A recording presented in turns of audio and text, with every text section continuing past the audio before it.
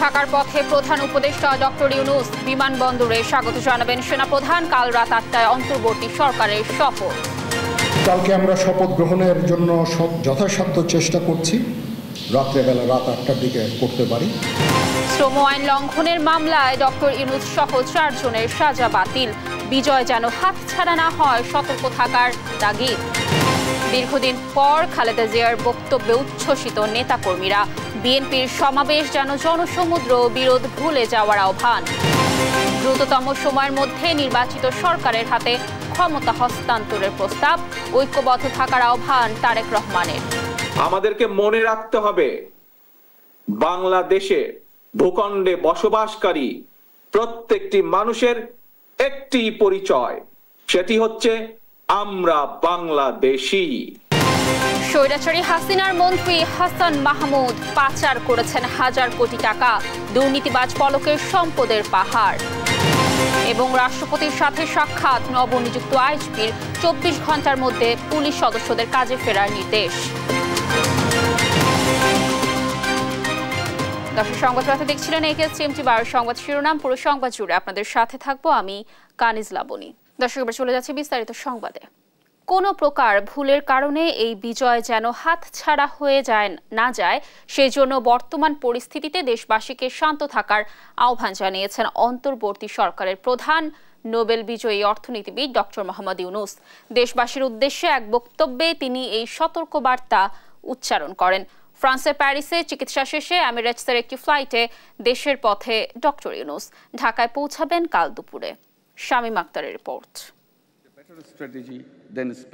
সাহসী ছাত্রদেরকে অভিনন্দন জানিয়েছেন ডক্টর মোহাম্মদ ইউনূস। ইউনূস সেন্টারের সংবাদ বিজ্ঞপ্তিতে বুধবার এ তথ্য জানানো হয়। বিজ্ঞপ্তিতে ছাত্র জনতার বিজয়কে দেশের দ্বিতীয় বিজয় দিবস হিসেবে বর্ণনা করেন ডক্টর মোহাম্মদ ইউনূস।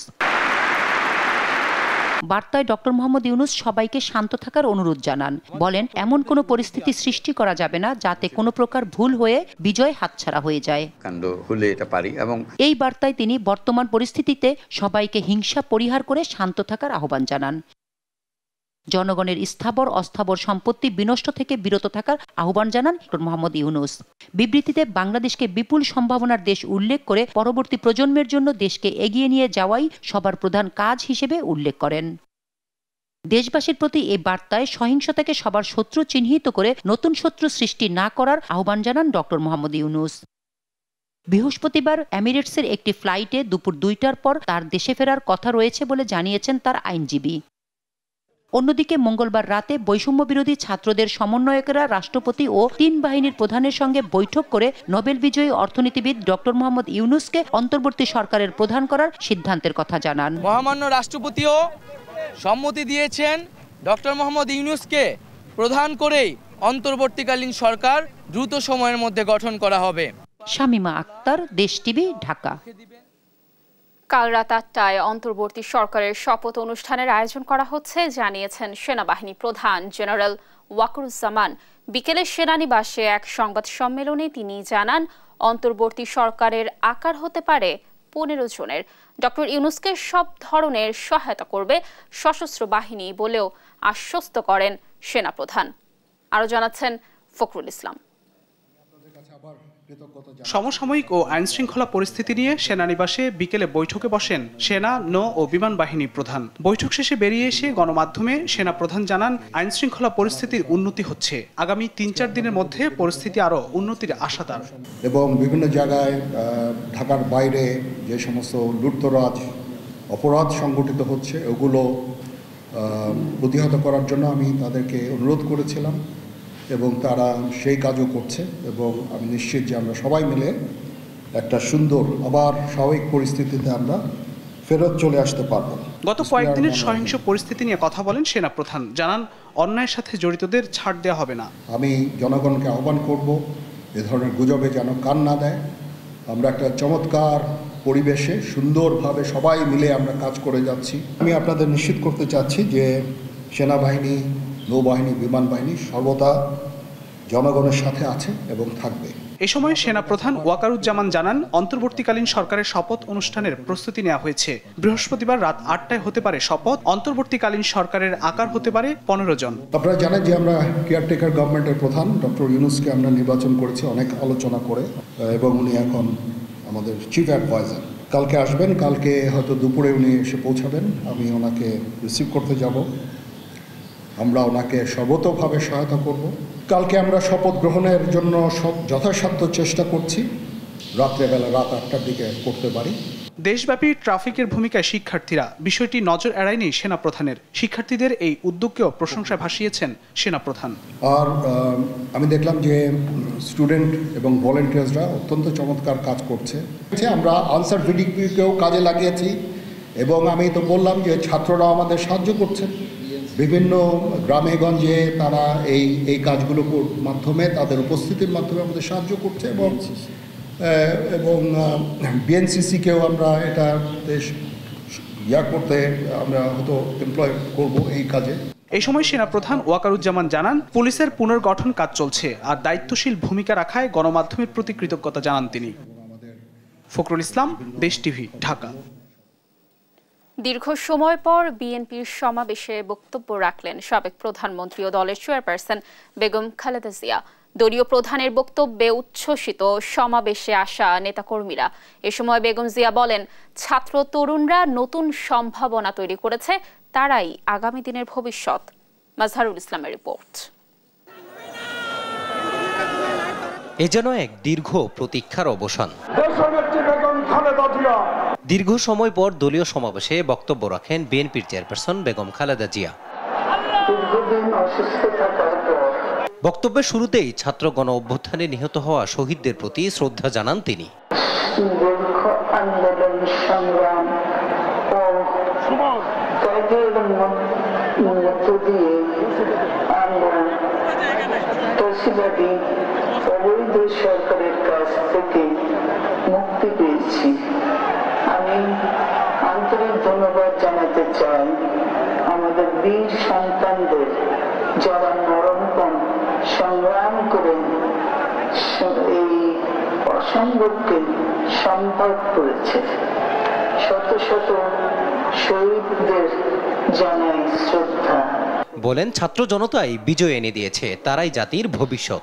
ছাত্র তরুণরাই আমাদের ভবিষ্যৎ। তারা তরুণরা এই যে স্বপ্ন নিয়ে বুকের রক্ত ঢেলে দিয়েছে, সেই স্বপ্ন বাস্তবায়নে করতে মেধা, যোগ্যতা, জ্ঞান ভিত্তিক গণতান্ত্রিক বাংলাদেশ গড়ে তুলতে হবে। এ সময় তার মুক্তি ও সুচিকিৎসার জন্য যারা আন্দোলন করেছেন তাদের প্রতি বিশেষ ধন্যবাদ জানান বেগম জিয়া। আমার কারণ ও রোগ মুক্তির জন্য সংগ্রাম করেছেন, দোয়া করেছেন, সেজন্য আমি আপনাদের সকলকে ধন্যবাদ জানাচ্ছি। দীর্ঘ সময় পর চেয়ারপারসনকে গণমাধ্যমে দেখতে পেয়ে উল্লসিত দলীয় নেতাকর্মীরা। আল্লাহর কাছে শুকরিয়া আদায় করছি। মাজহারুল ইসলাম, দেশ টিভি, ঢাকা। বিপ্লবের লক্ষ্য বাস্তবায়নে দ্রুততম সময়ে জাতীয় নির্বাচনের মধ্য দিয়ে জনগণের ভোটে নির্বাচিত সরকারের কাছে ক্ষমতা হস্তান্তর করার আহ্বান জানিয়েছেন বিএনপির ভারপ্রাপ্ত চেয়ারম্যান তারেক রহমান। পুলিশের মনোবল ভাঙতে একটি চক্র কাজ করছে বলেও দাবি করেন তিনি। নয়াপল্টনে বিএনপির সমাবেশে ভার্চুয়ালি যুক্ত হয়ে এসব কথা বলেন তিনি। হিংসা প্রতিহিংসা ভুলে ঐক্যবদ্ধভাবে নিরাপদ গণতান্ত্রিক দেশ গড়তে নেতাকর্মীদের প্রতি আহ্বান জানান তারেক রহমান। সাইফুর রিপনের রিপোর্ট। গণ অভ্যুত্থানের মধ্য দিয়ে সরকার পতনের পর নয়াপল্টনে দলের কেন্দ্রীয় কার্যালয়ের সামনে আয়োজিত সমাবেশে ভার্চুয়ালি যুক্ত হয়ে বক্তব্য রাখেন বিএনপির ভারপ্রাপ্ত চেয়ারম্যান তারেক রহমান। 52-71-এর মতো ছাত্র সমাজ বিজয়ের আরেকটি অমর ইতিহাস রচনা করেছেন বলে মন্তব্য করেন তিনি।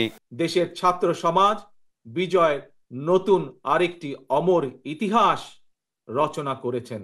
হাজারো শহীদের রক্তে অর্জিত নতুন স্বাধীনতাকে কালিমা লাগাতে আবার ষড়যন্ত্র শুরু হয়েছে উল্লেখ করে দেশবাসীকে সচেতন থাকার আহ্বান জানান তারেক রহমান। স্বাধীনতার গৌরবকে কালেমা মুক্ত করার ষড়যন্ত্র এরই ভিতরে আবার শুরু হয়ে গিয়েছে। দেশকে গণতন্ত্রের উত্তরণের চলমান প্রক্রিয়াকে বাধাগ্রস্ত করতে সারা দেশে অস্থিতিশীল পরিবেশ সৃষ্টির ষড়যন্ত্র স্পষ্ট হয়ে উঠছে। প্রশাসনের প্রতি আহ্বান, শক্ত হাতে আইন শৃঙ্খলা নিয়ন্ত্রণ করুন, প্রতিটি মানুষের নিরাপত্তা নিশ্চিত করুন। সব ধর্ম ও বিশ্বাসের মানুষের নিরাপত্তার ঢাল হিসেবে দাঁড়াতে দলের নেতাকর্মীদের নির্দেশ দেন বিএনপির ভারপ্রাপ্ত চেয়ারম্যান। আপনার বন্ধু কিংবা পাড়া প্রতিবেশী, তিনি মুসলমান, বৌদ্ধ, হিন্দু, খ্রিস্টান, ধর্মীয় পরিচয় যাই হোক না কেন, বিশ্বাস যাই হোক না কেন, তার নিরাপত্তায় আপনি ঢাল হিসাবে দাঁড়িয়ে দৃষ্টান্ত স্থাপন করুন। গণহত্যাকারী শেখ হাসিনা বিনা ভোটে ক্ষমতায় থাকতে আইন শৃঙ্খলা বাহিনীকে জনগণের শত্রু হিসেবে দাঁড় করিয়েছে বলেও অভিযোগ করেন তিনি। কেউ দয়া করে নিজের হাতে আইন তুলে নেবেন না। পুলিশ জনগণের শত্রু নয়। গণহত্যাকারী হাসিনা বিনা ভোটে ক্ষমতায় থাকার জন্য আইন শৃঙ্খলা বাহিনীকে জনগণের শত্রু হিসাবে দাঁড় করিয়েছে। একটি চক্র ছাড়া অধিকাংশ পুলিশ কর্মকর্তা এবং সদস্য চাকরিবিধি মেনেই, দেশের আইন কানুন মেনেই দায়িত্ব পালনের চেষ্টা করছেন।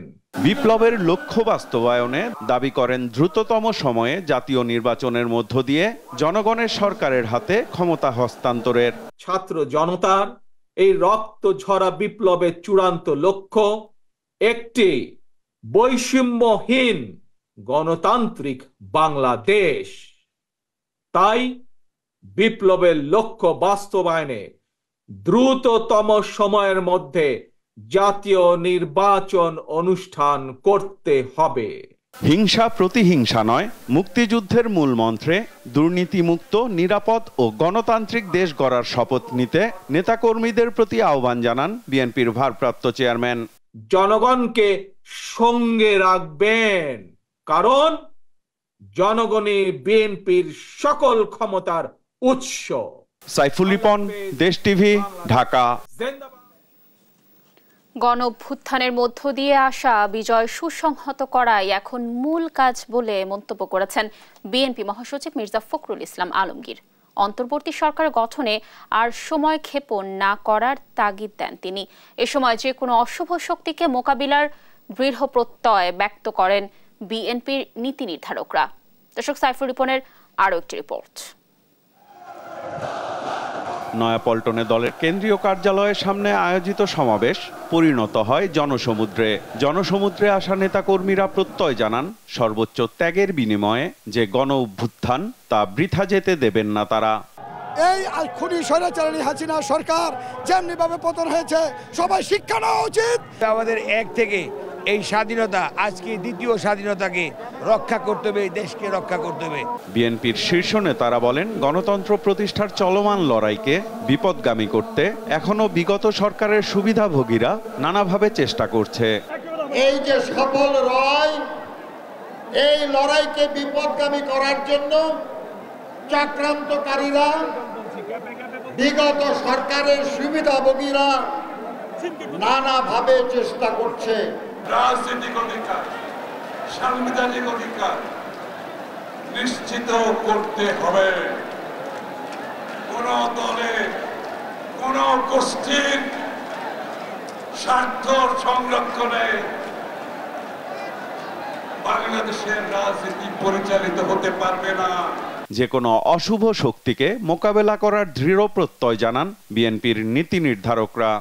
যারা কষ্ট করেছেন, মা হারিয়েছেন, ভাই হারিয়েছেন, বোন হারিয়েছেন, তাদের পবিত্র দায়িত্ব এই 90 যারা আজকে বিএনপির স্লোগান দিয়ে বিভিন্ন জায়গায় জনগণকে উৎপাত করতেছেন, তাদেরকে কঠিন হস্তে দমন করার জন্য আপনাদেরকে মাঠে ময়দানে কাজ করতে হবে। এই বিজয়ের উৎসব যখন আমরা পালন করি, তখন কিছু কিছু দুষ্কৃতিকারী দেশে বিশৃঙ্খলা সৃষ্টির চেষ্টা করছে, আপনারা তাদেরকে প্রতিহত করবেন। দলের স্থায়ী কমিটির জ্যেষ্ঠ সদস্য ডক্টর খন্দকার মোশাররফ হোসেন বলেন, দেশে জনগণের সরকার প্রতিষ্ঠা করতে হবে, তবেই জনতার অধিকার প্রতিষ্ঠা হবে। সুষ্ঠুভাবে তাদের ইচ্ছামতো ভোট দেওয়ার সুযোগ এই অন্তর্বর্তী সরকারকে করতে হবে এবং এটা যত শীঘ্র সম্ভব এই জনগণের একটি সুষ্ঠু নিরপেক্ষ নির্বাচনের ব্যবস্থা করে জনগণের পার্লামেন্ট প্রতিষ্ঠা করতে হবে। অন্তর্বর্তীকালীন সরকার গঠনে আর সময় ক্ষেপণ না করার তাগিদ দেন দলের মহাসচিব। স্বৈরাচারের দোসরদের ঠেকাতে ঐক্য ধরে রাখতে নেতাকর্মীদের প্রতি আহ্বান জানান মির্জা ফখরুল ইসলাম আলমগীর। স্বৈরাচার পালিয়ে গেছে, পদত্যাগ করেছে, শুধু তারা না, তাদের দোসররাও পালিয়ে গেছে। বন্ধুগণ, এটাকে সুসংহত করতে আবার যেন তারা ফিরে আসতে না পারে সেই জন্য ইস্পাত দৃঢ় ছাত্রগণ ঐক্য তৈরি করে তাদেরকে প্রতিহত করে অবশ্যই জনগণ এগিয়ে যাবে এবং গণতন্ত্রকে সুপ্রতিষ্ঠিত করবে। দেশ জুড়ে যারা সহিংসতা নৈরাজ্য করছে তারা দুর্বৃত্ত, বিএনপির কেউ নয় বলেও মন্তব্য করেন মির্জা ফখরুল ইসলাম আলমগীর। এরা দেশের শত্রু। সাইফুল রিপন, দেশ টিভি, ঢাকা। বাংলাদেশ ব্যাংকের কর্মচারীরা প্রতিষ্ঠানটির শীর্ষ কর্মকর্তাদের যে পদত্যাগের দাবি করেছেন সে বিষয়ে সিদ্ধান্ত নেবে অন্তর্বর্তী সরকার। তাদের চুক্তিভিত্তিক নিয়োগ দিয়েছে স্বৈরাচার শেখ হাসিনা সরকার জানিয়ে ব্যাংকের মুখপাত্র মেজবাউল হক বলেন, নতুন কোনো সরকারকেই তাদের বিষয়ে সিদ্ধান্ত নিতে হবে। শিউলি রায়ের রিপোর্ট। বুধবার সকাল থেকেই বাংলাদেশ ব্যাংকে অস্থিরতা। পূর্ণাঙ্গ স্বায়ত্তশাসন, পে স্কেল, সরকারের অযাচিত হস্তক্ষেপ বন্ধে বিক্ষুব্ধ একদল কর্মকর্তা ও কর্মচারী গভর্নর, ডেপুটি গভর্নরদের পদত্যাগের দাবি করে বিক্ষোভ করে। এক পর্যায়ে কেন্দ্রীয় ব্যাংকের মূল ভবনে ঢুকে পড়ে তারা। পরে তাদের চাপে পদত্যাগে বাধ্য হন ডেপুটি গভর্নর কাজী সাইদুল রহমান আর পালিয়ে যান বাংলাদেশের ফিনান্সিয়াল ইন্টেলিজেন্স ইউনিটের প্রধান মাসুদ বিশ্বাস। এরপরেই সংবাদ সম্মেলন করেন বাংলাদেশ ব্যাংকের মুখপাত্র মেজবাউল হক। এই সময় তিনি জানান, বাংলাদেশ ব্যাংকের কর্মচারীরা ব্যাংকের শীর্ষ কর্মকর্তাদের যে পদত্যাগের দাবি করেছেন সেই বিষয়ে সিদ্ধান্ত নেবে অন্তর্বর্তী সরকার। সরকার কর্তৃক চুক্তিভিত্তিক নিয়োগকৃত ডেপুটি গভর্নর, বিএফআইও প্রধান ও পলিসি অ্যাডভাইজারের পদত্যাগ দাবি করেন। পদত্যাগ ও উত্থাপিত বিষয়গুলো বিদ্যমান আইন অনুযায়ী সরকারের এখতিয়ারভুক্ত হওয়ায় অন্তর্বর্তী সরকার গঠিত হলে তা দ্রুত সময়ে সরকারের বিবেচনার জন্য প্রেরণের সিদ্ধান্ত গ্রহণ করা হয়। এই সময় এস আলম গ্রুপের মালিকাধীন 7টি ব্যাংকের বিষয়ে মেজবাউল হকের কাছে জানতে চান সাংবাদিকেরা। তা নিয়ে পুরো বিষয়টি খোলাসা করেন তিনি। আজকে যারা কর্মকর্তা কর্মচারীরা এসেছিলেন তাদেরকেও দায়িত্ব দেওয়া হয়েছে এই ধরনের যে প্রয়োজনীয় আইনি সংস্কারগুলো দরকার, যেটাতে এই ধরনের হস্তক্ষেপ, এই ধরনের ইয়েকে দূর করা যায়, সেইটা আমরা সরকারের কাছে প্রস্তাবনা করব। অর্থ পাচারের সঙ্গে জড়িত বিভিন্ন ব্যাংকের পরিচালক ও এমডিদের ব্যাংক হিসাব জব্দ করার বিষয়ে প্রশ্ন করলে এড়িয়ে যান মেজবাউল হক। রেগুলার সরকার হবে, আমরা তখন আবার আপনাদের সঙ্গে নতুন ইয়েতে বলবো। শিউলি রায়, দেশ টিভি, ঢাকা। রাষ্ট্রপতি মোহাম্মদ শাহাবুদ্দিনের সঙ্গে সাক্ষাৎ করেছেন বাংলাদেশ পুলিশের নবনিযুক্ত আইজি মোহাম্মদ মইনুল ইসলাম। বুধবার বঙ্গভবনে তিনি এই সাক্ষাৎ করেন। এ সময় রাষ্ট্রপতি চেইন অফ কমান্ড বজায় রেখে পুলিশের প্রতিটি সদস্য যাতে উন্নত মনোবল ও সাহসিকতার সাথে দায়িত্ব পালন করতে পারে সেই লক্ষ্যে প্রয়োজনীয় পদক্ষেপ নেয়ার নির্দেশ দেন। তাকে অভিনন্দনও জানান রাষ্ট্রপতি।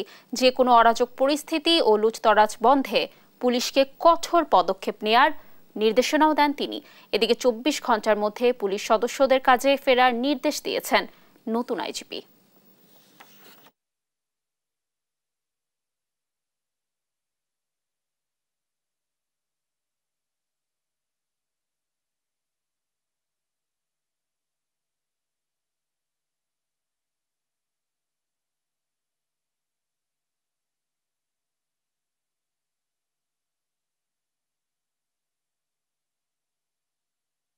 আমাদের Rajarbagh police lines, public order management, POM, APBNs headquarter সহ অন্যান্য এপিবিএনস কার্যালয় সমূহ, সকল মেট্রোপলিটন এবং জেলা পুলিশ লাইন সহ সকল স্পেশালাইজড পুলিশ ইউনিটের সব অফিসার এবং ফোর্সকে আমরা ইতিমধ্যে নির্দেশনা দিয়েছি আগামী 8 আগস্ট 2024 তারিখ বৃহস্পতিবার অর্থাৎ আগামীকাল সন্ধ্যার মধ্যে স্ব কর্মস্থলে যোগদান করতে হবে।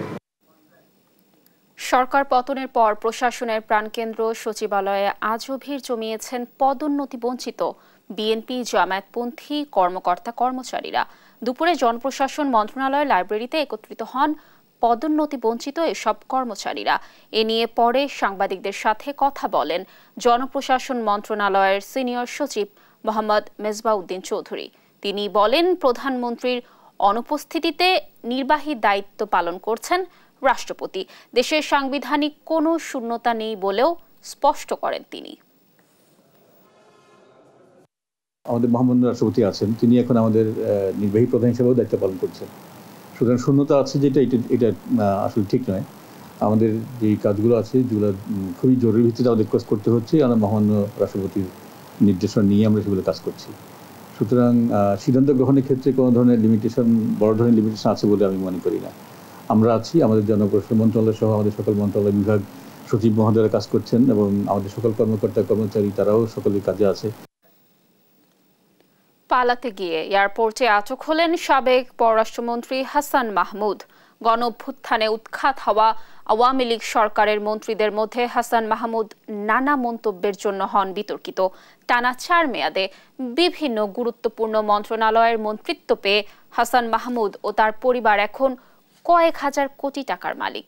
দেশে অঢেল স্থাবর অস্থাবর সম্পদের পাশাপাশি দুবাইতে তার বেশ কয়েকটি বাড়িও রয়েছে। দর্শক, বাকিটা জানাচ্ছেন কায়েস রাহাত। চট্টগ্রাম বিশ্ববিদ্যালয়ে ছাত্রলীগের সভাপতি থেকে 2009 সালে চট্টগ্রামের এমপি হয়ে পান মন্ত্রিত্ব।